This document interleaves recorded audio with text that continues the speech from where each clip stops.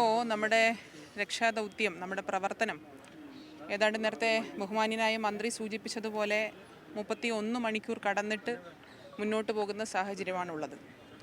ഈ സമയത്ത് നമ്മൾ പ്രത്യേകം ഓർക്കേണ്ടത്, ഇന്നലെ ഈ സംഭവം ഉണ്ടായപ്പോൾ ഇവിടെ നമ്മുടെ മാധ്യമപ്രവർത്തകർ എത്തിയപ്പോൾ തന്നെ അവർ കണ്ടിരുന്നൊരു കാഴ്ച, നമ്മുടെ ഫയർഫോഴ്സ് സംഘം, fire and rescue team, scuba divers ഉൾപ്പെടെയുള്ള ആളുകൾ വന്ന് കേരള പോലീസിൻ്റെ സഹായത്തോടുകൂടി ആദ്യഘട്ടത്തിൽ ഇടപെടുന്നത് നമുക്കെല്ലാവർക്കും കാണാൻ വേണ്ടി സാധിച്ചു.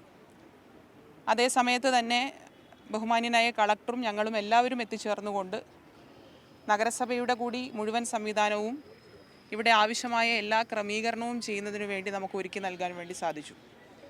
അങ്ങനൊരു സംഭവം നടക്കുമ്പോൾ ആദ്യഘട്ടത്തിൽ വന്നിരുന്ന വാർത്ത നഗരസഭയുടെ തൊഴിലാളിയാണ് എന്ന രീതിയിൽ വാർത്ത വരുന്ന സമയം മുതൽ, അങ്ങനെയാണെങ്കിലും അല്ലെങ്കിലും ഏത് വിഷയത്തിലാണെങ്കിലും നമ്മളെല്ലാവരും ഒരുമിച്ച് നിൽക്കണമെന്ന സമീപനമാണ് സംസ്ഥാന സർക്കാരും തിരുവനന്തപുരം നഗരസഭയും സ്വീകരിച്ചത്.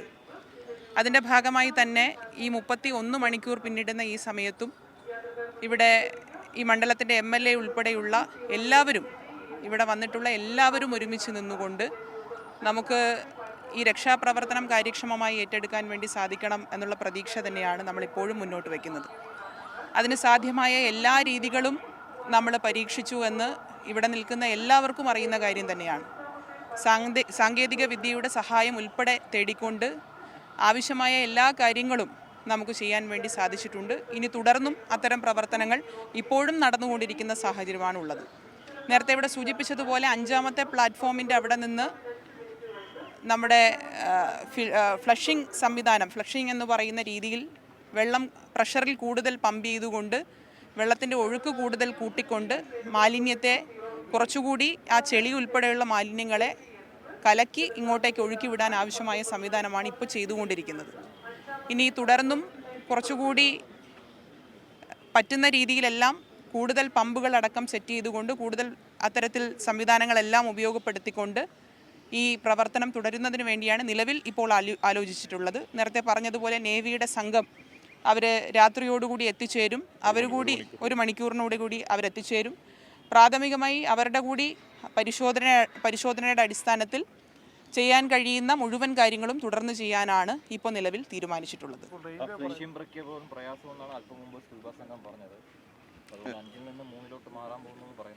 അതെ, അത് അങ്ങോട്ടും ഇങ്ങോട്ടും നമ്മൾ ആലോചിച്ച് തന്നെ സാധ്യമായ കാര്യങ്ങളെല്ലാം ചെയ്യുക എന്നുള്ളതാണ് ഇപ്പോൾ തീരുമാനിച്ചിട്ടുള്ളത്. മേയർ ഇപ്പോൾ റെയിൽവേയുടെ ADRM ഇപ്പോൾ മാധ്യമങ്ങൾ കണ്ടിരുന്നു. അവർ പറഞ്ഞ പ്രധാനപ്പെട്ട കാര്യം, മേയറും മിനിസ്റ്ററും സർക്കാരും കള്ളം പറയുകയാണ്. ഒരിക്കൽ പോലും ഇവിടെ ഈ പിറ്റിൻ്റെ താഴെയുള്ള ഭാഗം ടണൽ വൃത്തിയാക്കാൻ ഒരിക്കൽ പോലും കോർപ്പറേഷൻ അനുമതി ചോദിച്ചിട്ടില്ല, അങ്ങനെ കത്ത് നൽകിയിട്ടില്ല, ഒരു തടസ്സം നമ്മൾ ഉന്നയിച്ചിട്ടില്ല. അത് കോർപ്പറേഷൻ എപ്പോഴും ചെയ്യുന്ന കാര്യമാണ്. മാത്രമല്ല, ഈ ടണലിന് താഴെയുള്ള മാലിന്യം അത് മുഴുവൻ നഗരത്തിൽ നിന്ന് വരുന്നതാണ്. കോർപ്പറേഷൻ്റെ റെയിൽവേയുടെ വെള്ളം മാത്രമാണ് ഈ ടണൽ വീഴുന്നത്. സോളിഡ് വേസ്റ്റ് മാറ്റാൻ അവർക്ക് വേറെ സംവിധാനമുണ്ട്. അതുകൊണ്ട് ഇത് പൂർണ്ണ ഉത്തരവാദിത്വം കോർപ്പറേഷൻ മാത്രമാണ്. ഇത്തവണ കോർപ്പറേഷന് അസൗകര്യം പറഞ്ഞുകൊണ്ട് മാത്രം തങ്ങൾ നല്ല മനസ്സോടെ ചെയ്ത കാര്യമാണ്. അതർവൈസ് ഇത് കോർപ്പറേഷൻ മാത്രം ഉത്തരവാദിത്തമാണ് എന്നാണ് പറഞ്ഞിരിക്കുന്നത്. ഇപ്പോൾ ബഹുമാന്യനായ മന്ത്രി തന്നെ രാവിലെ സൂചിപ്പിച്ചൊരു വിഷയമാണിത്. ഇപ്പോൾ നമുക്ക് ഏതെങ്കിലും തരത്തിൽ ഏതെങ്കിലും ഒരു വകുപ്പിനെ അല്ലെങ്കിൽ ഏതെങ്കിലും ഒരു സംവിധാനത്തെ കുറ്റപ്പെടുത്തി ഈ വിഷയത്തെ ഇപ്പോൾ സംസാരിക്കണമെന്ന് നമ്മൾ ആരും കരുതിയിരുന്നില്ല. കാരണം എന്തെന്ന് വെച്ചാൽ, നമ്മുടെ എല്ലാവരുടെ മുന്നിൽ ഞാൻ ആദ്യം പറഞ്ഞതുപോലെ ഈ 31 മണിക്കൂർ പിന്നിടുമ്പോഴും ഒരു ജീവന് വേണ്ടി ഇപ്പോഴും നമ്മളിൽ പലരും ഇപ്പോഴും ആഗ്രഹിക്കുന്നത് നമുക്ക് ജീവനോടുകൂടി ആ ജോയ് എന്ന് പറയുന്ന നമ്മുടെ സഹോദരനെ തിരിച്ചു കിട്ടാൻ ആവശ്യമായ ഇടപെടലുകൾ നടത്തണമെന്നാണ്. നഗരസഭയെ സംബന്ധിച്ചിടത്തോളം ഇവിടെ MLA ഉണ്ട്. മന്ത്രി നേരത്തെ സൂചിപ്പിച്ചു, എല്ലാ വിഷയവും ആവർത്തിച്ച് ഇത്തരം വിഷയങ്ങളെല്ലാം ചർച്ച വരുന്ന സമയത്ത് സംസ്ഥാന സർക്കാരും തിരുവനന്തപുരം നഗരസഭയും എടുത്തിട്ടുള്ള ഏറ്റവും പ്രധാനപ്പെട്ട തീരുമാനങ്ങളിലൊന്ന് ഇതിൻ്റെ ബാക്കി കാര്യങ്ങളെല്ലാം പിന്നീട് ചർച്ച ചെയ്യുക എന്നുള്ളതായിരുന്നു. പക്ഷേ ഈ അവസരത്തിൽ പറയേണ്ടതല്ലെങ്കിൽ പോലും ചില കാര്യങ്ങൾ പറയാൻ ആഗ്രഹിക്കുന്നത്, ഒന്ന്, നഗരസഭ പെർമിഷൻ ചോദിച്ച് കത്ത് കൊടുത്തു എന്ന് ഞാൻ എവിടെയും പറഞ്ഞിട്ടില്ല, അല്ലെങ്കിൽ സർക്കാർ എവിടെയും പറഞ്ഞിട്ടില്ല. നഗരസഭ കൃത്യമായി ഇത് റെയിൽവേ പ്രോപ്പർട്ടിയാണെന്നും റെയിൽവേയാണ് ഇത് ചെയ്യേണ്ടതെന്നും ഇന്നലെ മാധ്യമങ്ങളിലെല്ലാം പ്രചരിപ്പിച്ചതാണല്ലോ. ഞാൻ രേഖയുടെ അടിസ്ഥാനത്തിൽ, തെളിവിൻ്റെ അടിസ്ഥാനത്തിലാണ് ഈ വിഷയം പറയുന്നത്. അതായത് മാധ്യമങ്ങളിൽ നിങ്ങൾക്കെല്ലാവർക്കും അയച്ചു തന്നത് പ്രകാരം അത് അവസാനം കൊടുത്ത നോട്ടീസ് മാത്രമേ നിങ്ങൾ കണ്ടിട്ടുള്ളൂ. നിരവധി തവണ ഓർമ്മക്കുറിപ്പുകൾ കൊടുത്തു. ഇത് കഴിഞ്ഞ വർഷം ഒക്ടോബർ മാസത്തിൽ വന്നിട്ടുള്ള മഴയെ തുടർന്ന് നമ്മുടെ നഗരത്തിൽ ആദ്യം വെള്ളക്കെട്ടുണ്ടാകുന്നു. അന്ന് നമ്മുടെ ബഹുമാന്യനായ മന്ത്രിയുടെ നേതൃത്വത്തിൽ തന്നെ നിരവധി യോഗങ്ങൾ ചേർന്നു, നഗരസഭയിൽ നിരവധി യോഗങ്ങൾ ചേർന്നു. നമ്മുടെയൊക്കെ അനുഭവം എന്താ, ഇത്തരം യോഗങ്ങളിൽ ബന്ധപ്പെട്ട വകുപ്പ് മന്ത്രി അല്ലെങ്കിൽ ജില്ലയുടെ ചുമതലക്കാരനായിട്ടുള്ള മന്ത്രി, നേരത്തെ ബഹുമാന്യനായി ഈ മണ്ഡലത്തിൻ്റെ MLA അദ്ദേഹം കൂടി മന്ത്രിയായിരുന്നു, 2 മന്ത്രിമാർ പങ്കെടുത്ത് യോഗങ്ങൾ വിളിച്ച നിരവധി അവസരങ്ങളുണ്ട് മഴക്കാല പ്രവർത്തനവുമായി ബന്ധപ്പെട്ടുകൊണ്ട്. നമ്മൾ പൊതുവേ അത്തരം വിഷയങ്ങൾ വരുന്ന സമയത്ത് DRMനാണ് അറിയിപ്പ് കൊടുക്കുക. പക്ഷേ അതിൽ യോഗത്തിൽ പങ്കെടുക്കുന്നതാരാ? DRMO, ഈ പറയുന്ന ADRMO, ആരും ഇന്ന് വരെ ഈ സമീപകാലത്ത് ഈ വിഷയവുമായി ബന്ധപ്പെട്ട് ഒരു യോഗത്തിൽ പോലും പങ്കെടുത്തിട്ടില്ല. അവർക്ക് എങ്ങനെയാണ് ഇത് പറയാൻ കഴിയുക? യോഗത്തിലുള്ള തീരുമാനം പോലും അവരെങ്ങനെ അറിയുക?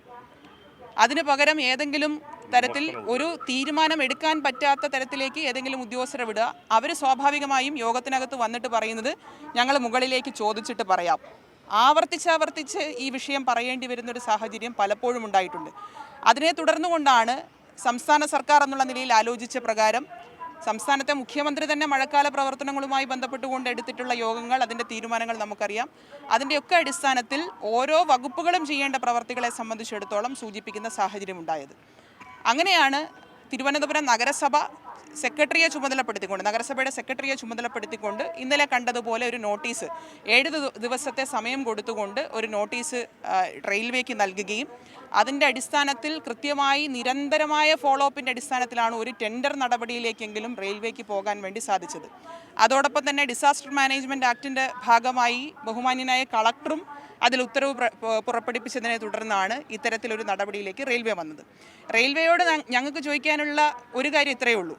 റെയിൽവേ പറയുന്നത് റെയിൽവേയുടെ മാലിന്യങ്ങൾ അവർക്ക് സംസ്കരിക്കാനുള്ള സംവിധാനങ്ങളുണ്ട് എന്നവർ പറയുന്നു. അത് തെളിവ് സഹിതം കാണിക്കാൻ റെയിൽവേ തയ്യാറാണോ? 2 തരം മാലിന്യങ്ങളുണ്ടല്ലോ, ഒന്ന് സോളിഡ് വേസ്റ്റ് ആണ്. ഇന്നലെ നമുക്കറിയാം 3ാമത്തെ പ്ലാറ്റ്ഫോമിൻ്റെ അവിടെ നമ്മൾ ആ റോബോട്ടിക് മിഷൻ വെച്ച് ആ പ്ലാറ്റ്ഫോം മാൻഹോൾ തുറന്ന് പരിശോധിക്കുമ്പോൾ റെയിൽ നീർ എന്ന് പറയുന്ന റെയിൽവേയുടെ ബ്രാൻഡഡ് ആയിട്ടുള്ള കുപ്പിവെള്ളത്തിൻ്റെ കുപ്പിയടക്കം, ആ മിനറൽ വാട്ടറിൻ്റെ കുപ്പിയടക്കമാണ് നമ്മുടെ എല്ലാവരുടെയും കൺമുന്നിൽ നിന്ന് അത് എടുത്തു മാറ്റുന്ന കാഴ്ച നമ്മൾ കണ്ടത്.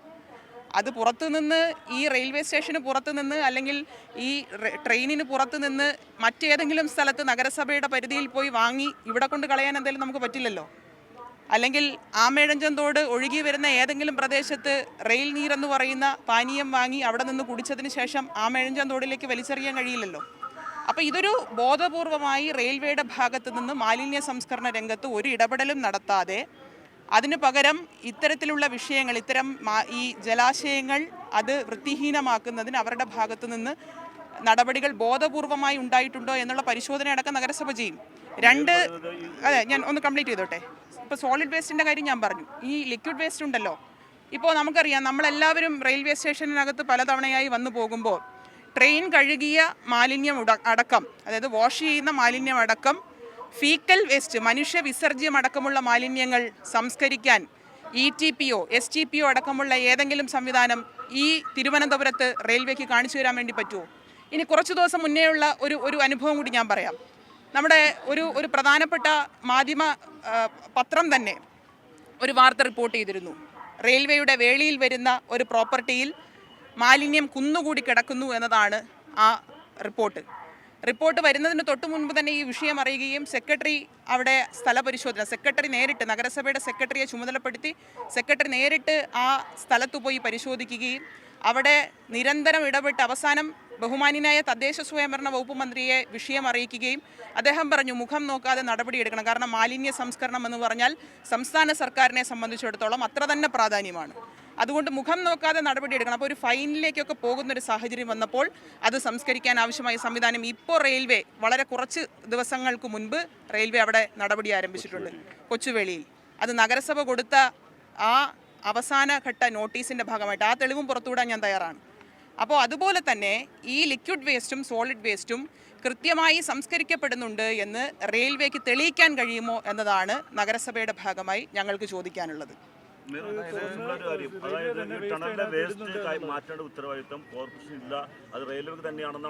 ഞാൻ നേരത്തെ ഇന്നലെ പറഞ്ഞല്ലോ, ബഹുമാന്യനായ വട്ടിയൂർക്കാവ് MLA അദ്ദേഹം മേയറായിരുന്ന സമയത്ത് ഇതേ സമാനമായ വിഷയമുണ്ടായി. നഗരസഭയുടെ ജീവനക്കാർ ഇതിനകത്തേക്ക് കടന്നു വരുമ്പോൾ അവർക്കെതിരെ നടപടി സ്വീകരിക്കുന്ന, അവരെ തടഞ്ഞു വെക്കുന്ന, അവർക്കെതിരെ പരാതിയുമായി കേസെടുക്കുന്ന സാഹചര്യം ഉണ്ടായി.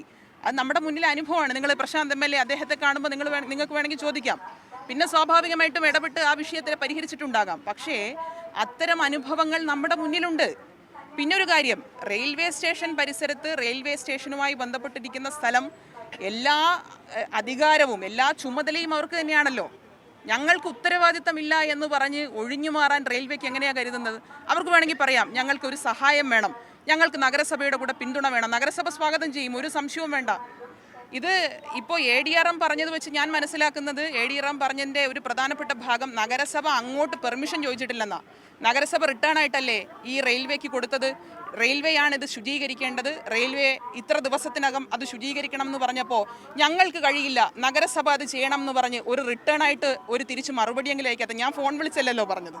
ഞാൻ ഫോൺ വിളിച്ച് ADRMനോടോ DRMനോടോ നിങ്ങൾ ഈ പ്രശ്നം പരിഹരിക്കണം എന്നല്ലല്ലോ പറഞ്ഞത്. നഗരസഭ എല്ലാ നിയമപരമായ നടപടിക്രമങ്ങളും നോക്കി റിട്ടേണായി കൊടുത്ത ഒരു കത്ത് അല്ലെങ്കിൽ ഒരു നോട്ടീസ്, ഒരു പ്രോസിക്യൂഷൻ അടക്കമുള്ള നടപടിയിലേക്ക് പോകുന്ന തരത്തിലേക്കുള്ള ഒരു നോട്ടീസ്, ആ നോട്ടീസിന് ഞങ്ങൾക്ക് ചെയ്യാൻ കഴിയില്ല, ഞങ്ങൾക്ക് പരിമിതിയുണ്ട്, നഗരസഭ ഞങ്ങളെ സഹായിക്കാമോ എന്ന് റിട്ടേണായി മറുപടി ഉണ്ടോ?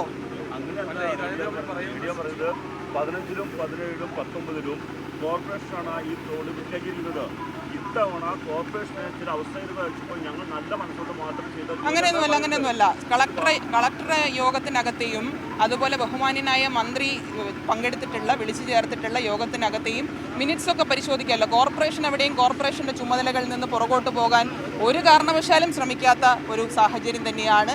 നമുക്കുള്ള എല്ലാ സംവിധാനങ്ങളും ഉപയോഗപ്പെടുത്തി നമ്മൾ ശുചീകരണ പ്രവർത്തനങ്ങൾ ഏർപ്പെടുന്നു. നിങ്ങൾക്കറിയാലോ, ആറ്റുകാൽ പൊങ്കാല എന്ന് പറയുന്ന ഇത്രയും വലിയ ഒരു മഹോത്സവത്തെ ഒരൊറ്റ ദിവസം കൊണ്ട് ശുചീകരണ പ്രവർത്തനങ്ങൾ ഏർപ്പെടുന്ന ഒരു നഗരസഭയിൽ. അതുകൊണ്ട് അതുപോലെ തന്നെ മാലിന്യ സംസ്കരണ രംഗത്ത് ഇപ്പോൾ മെഡിക്കൽ കോളേജുമായി ബന്ധപ്പെട്ടുകൊണ്ട് നമുക്കറിയാം, മെഡിക്കൽ കോളേജും അനുബന്ധ സ്ഥാപനങ്ങളും ചേർന്ന് വരുന്ന പ്രദേശത്ത് STP നിർമ്മിച്ചു കൊടുത്തത് നഗരസഭയാണ്.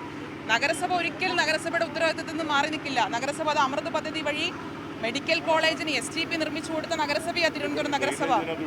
ഇപ്പോൾ ഡ്രെയിനേജ് ഉൾപ്പെടെ ഇതിനകത്ത് വിട്ടിരിക്കുക. ഇപ്പോൾ നമ്മളറിയാം, ഇന്നിപ്പോൾ നേരത്തെ നമ്മൾ ഇവിടെ ഈ പരിശോധനയ്ക്ക് വേണ്ടി നിൽക്കുമ്പോൾ ഈ ബിൽഡിങ്ങിലെ ബാത്റൂം, ഈ ബിൽഡിങ്ങിലെ ടോയ്ലറ്റ്, ആ ടോയ്ലറ്റിൽ നിന്ന് പോകുന്ന ഈ വേസ്റ്റ് വാട്ടർ ഉൾപ്പെടെ ഓപ്പണായി ഇതിലേക്ക് തുറന്നു വെച്ചിരിക്കുകയാണല്ലോ. നമുക്കിപ്പോൾ പരിശോധിക്കാമല്ലോ. നേരത്തെ കുറച്ച് മാധ്യമങ്ങൾ അത് റിപ്പോർട്ട് ചെയ്തല്ലോ.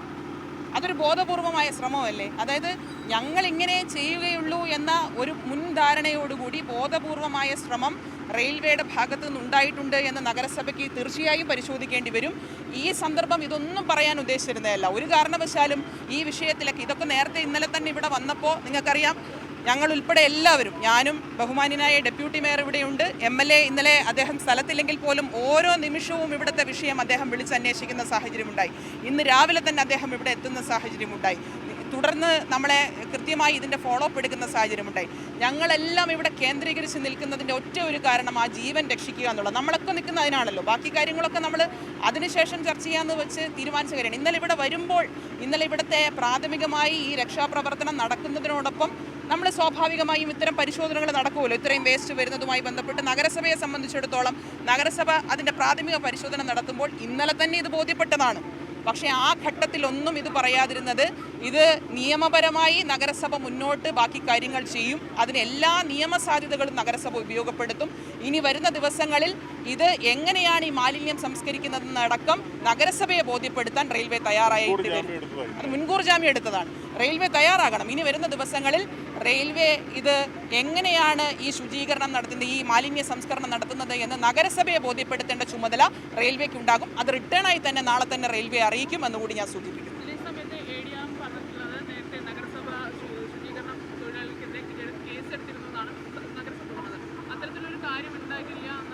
അല്ലാതെ ADRMന് അറിയാത്തതുകൊണ്ടായിരിക്കും. ADRMന് എല്ലാ കാര്യങ്ങളും ചിലപ്പോൾ ശ്രദ്ധയിൽ വന്നിട്ടുണ്ടാവില്ല. അല്ല, വെറുതെ നമ്മളൊരു വിഷയം ഉന്നയിക്കേണ്ട ആവശ്യമില്ലല്ലോ. അങ്ങനെ ഒരു വിഷയം ഉള്ളത് കൊണ്ട് തന്നെയാണ്. അത് മുൻ മേയറായിട്ടുള്ള ശ്രീ VK പ്രശാന്ത് MLA അദ്ദേഹത്തിൻ്റെ കാലയളവിലാണ് ഈ വിഷയം ഉണ്ടായിട്ടുള്ളത്. അതിനുശേഷമാണ് റെയിൽവേക്ക് കൃത്യമായി നോട്ടീസ്, ഈ വർഷം മാത്രമല്ല റെയിൽവേക്ക് നമ്മൾ നോട്ടീസ് കൊടുക്കുന്നത്. തുടർച്ചയായി എല്ലാ വർഷത്തെ നോട്ടീസും വേണമെങ്കിൽ ഞാൻ ഹാജരാക്കാൻ തയ്യാറാണ്. എല്ലാ വർഷവും ഈ നഗരസഭയുടെ ഈ ഭരണസമിതി വന്നതിന് ശേഷമുള്ളത് ഞാൻ ഹാജരാക്കാം. മുമ്പത്തത് വേണമെങ്കിൽ ഹാജരാക്കാം. കളക്ടറും കൊടുത്തിട്ടുണ്ട്. അതെ, ഡിസാസ്റ്റർ മാനേജ്മെന്റ് എന്ന നിലയിൽ എല്ലാ വർഷവും റെയിൽവേക്ക് കൊടുത്തിട്ടുള്ള ഈ നോട്ടീസ് ഹാജരാക്കാൻ ഞാൻ തയ്യാറാണ്.